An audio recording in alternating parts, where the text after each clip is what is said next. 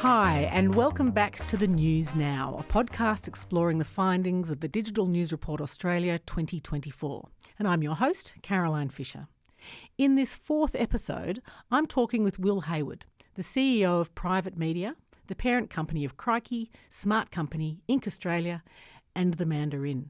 Hello, Will, and thank you very much for talking to me today via Zoom. Hi, great to be here. Looking forward to talking. Great. So we're going to have a chat about paying for news.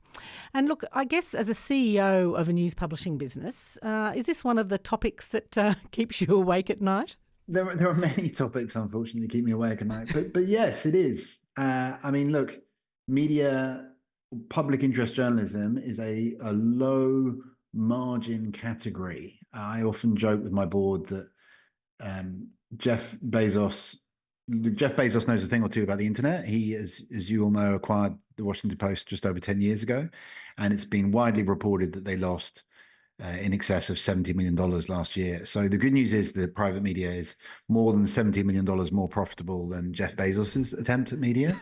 But it continues to be a very hard category. The good news is that our company is sustainable. So, to put it in sort of blunt terms, we are profitable, but margin is low. It's far lower than the vast majority of other categories, and that is the norm within news. There are a couple of outliers. You've got the New York Times and a few others, but it is a tough gig. So, is news like any other product, or is it different? Do you have to market it differently? I think there's two ways to think about that question. First of all, I think our category is guilty for many years of thinking that we are entirely different to any other product in the market, and the usual rules about monopoly or market share or diversified revenue, all these sorts of things just don't apply to us, because most of the people who work in the category are journalists, and we're very worthwhile, and we deeply care about what we do, and everyone else should do too, and therefore we don't need to think like a business. And I think that's nonsense. The greatest threat to journalism within any given outlet is bankruptcy.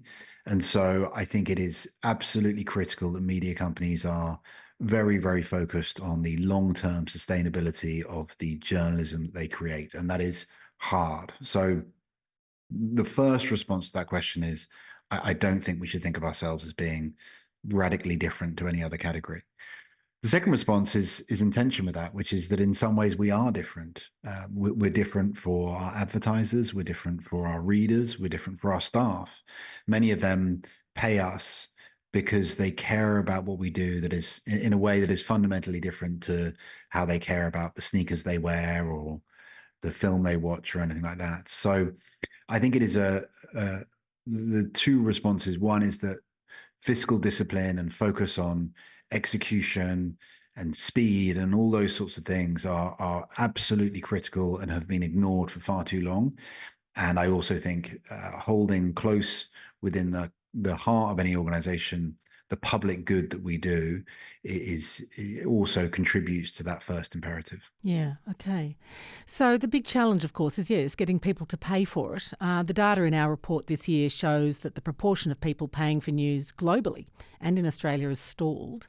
About 21% of Australians are making some kind of payment for news, whether it's a one-off, donation, subscription, part of a bundle, etc.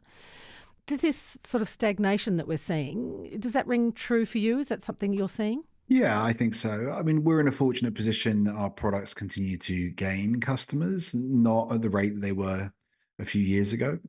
So, and we hear it on the grapevine that that's the case for a lot of other publishers, or worse. A lot of other publishers are losing subscribers. So I'm not surprised the report shows that Australians' propensity to pay is less or has flatlined. The point I would make is that every tax-paying Australian does actually contribute to public interest journalism in Australia through the ABC, and we always talk about the challenge of funding news in Australia. And actually, we have this fantastic outlet that has many challenges, as do any other organization, but it does phenomenal journalism, and so we do all support that. Yeah.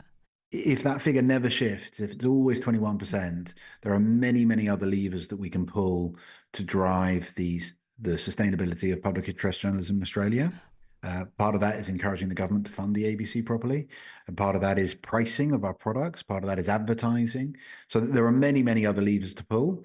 But the short answer is I'm not surprised, and we're certainly seeing that it's a tougher market than it was a couple of years ago. Yeah, I mean, in your commentary piece, for listeners who access the report, make sure you read Will's commentary piece.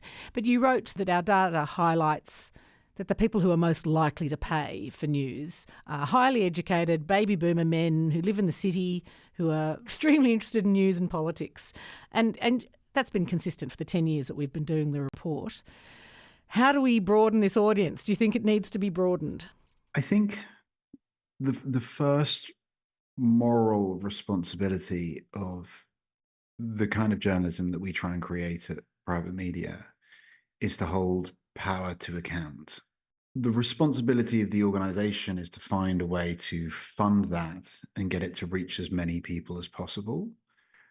But if you are to create a kind of moral hierarchy there, the first thing is to hold power to account and figure out ways to do that sustainably.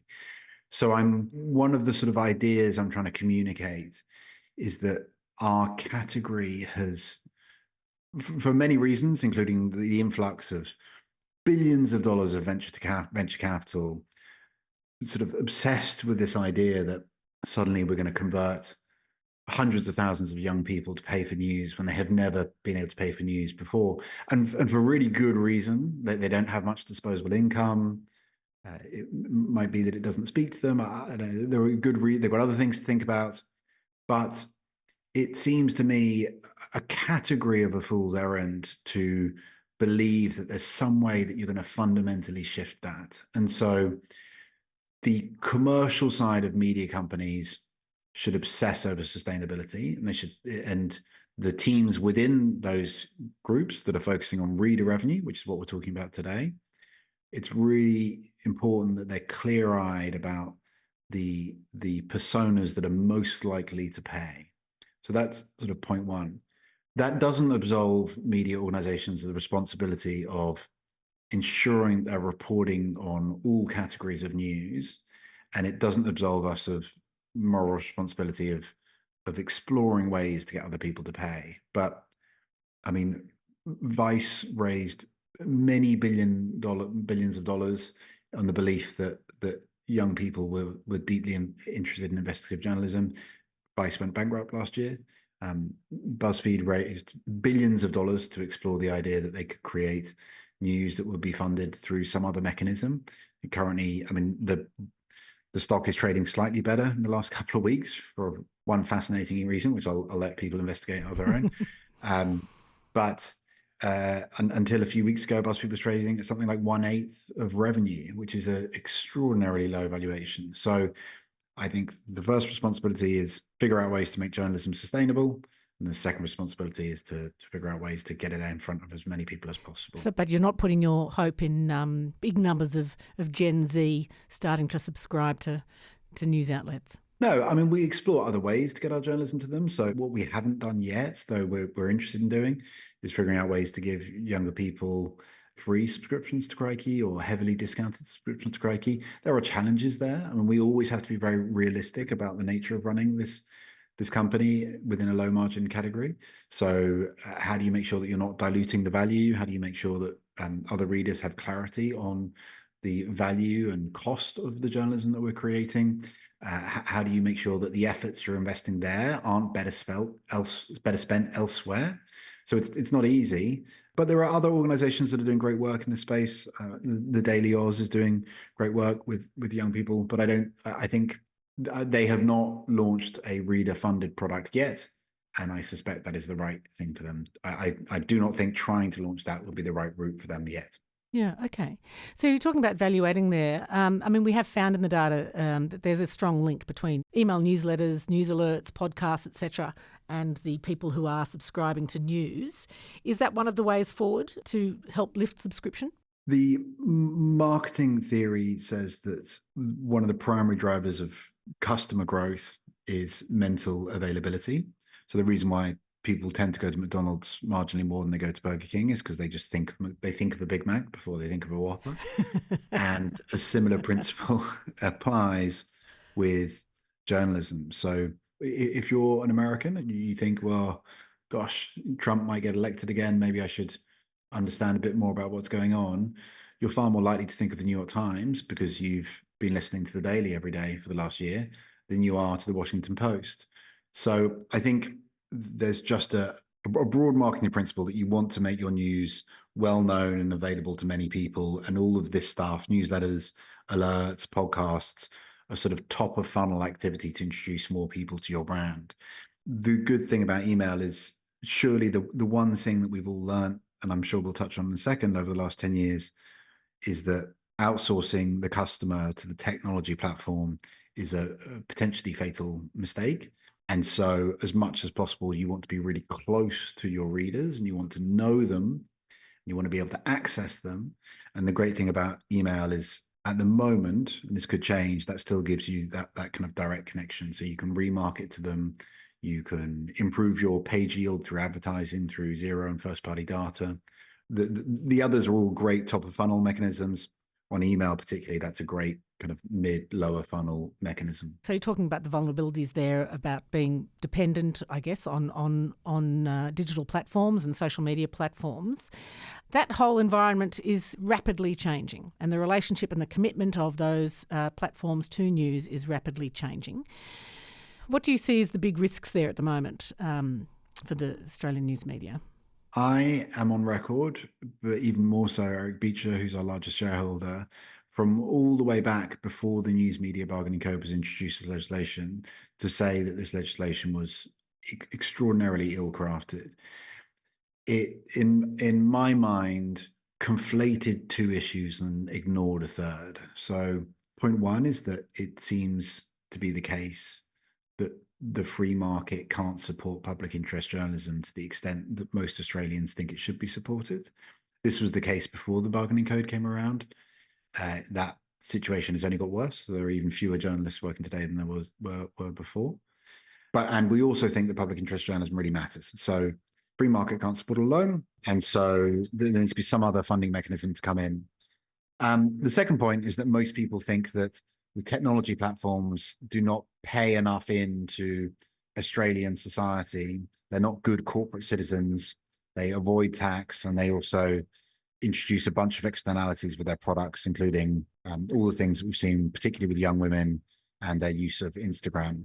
And then the third point that it completely ignores is that Australia is one of the markets with the highest rate of concentration of media ownership. So by one measure, there's only two markets that have worse media ownership or concentration of media ownership, and that's China and Ethiopia. The idea that the News Media Bargaining Code would fix this all by outsourcing the funding of public interest journalism to foreign-owned technology companies, to me, is sort of the only thing you could imagine worse than the current state of affairs or the previous state of affairs.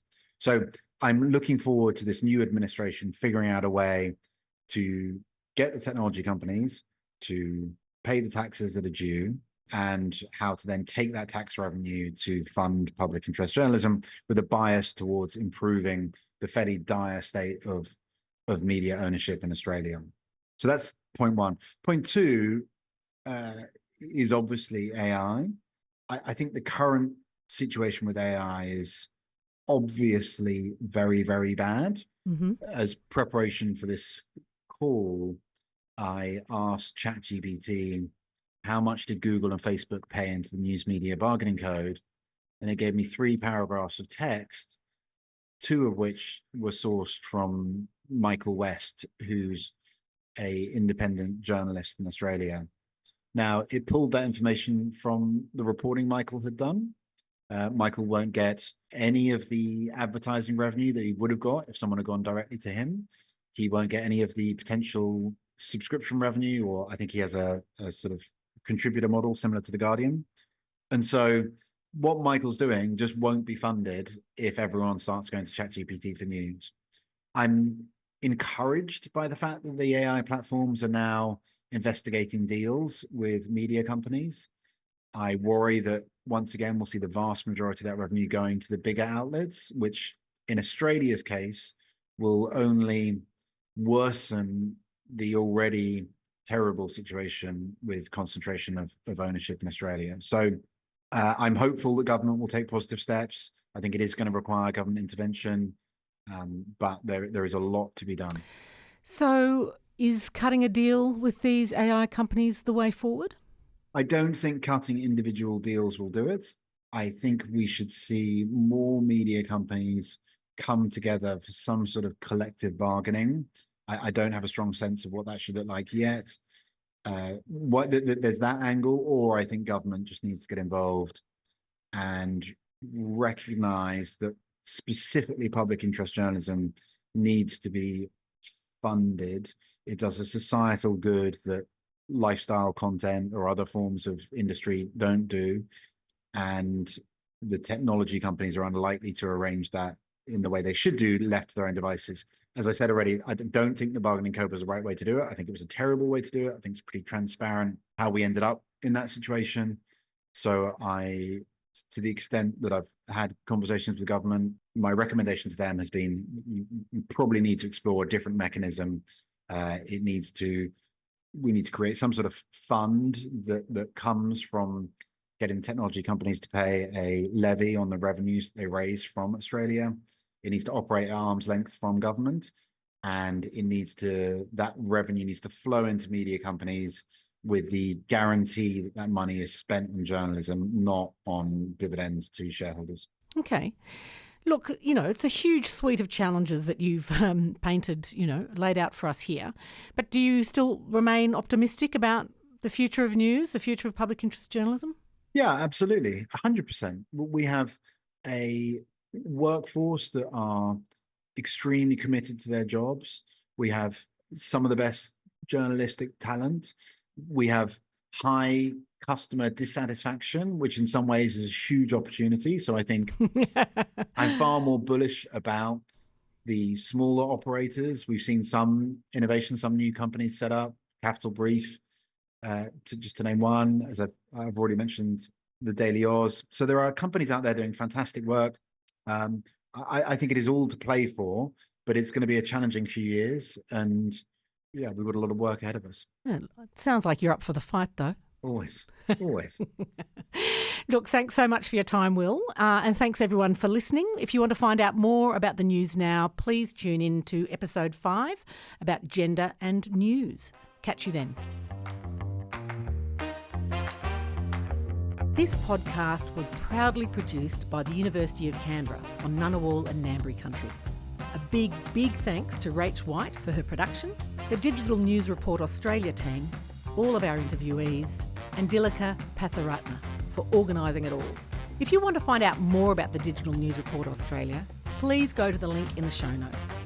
This podcast series, The News Now, by the News and Media Research Centre and UCFM. We hope you enjoy listening.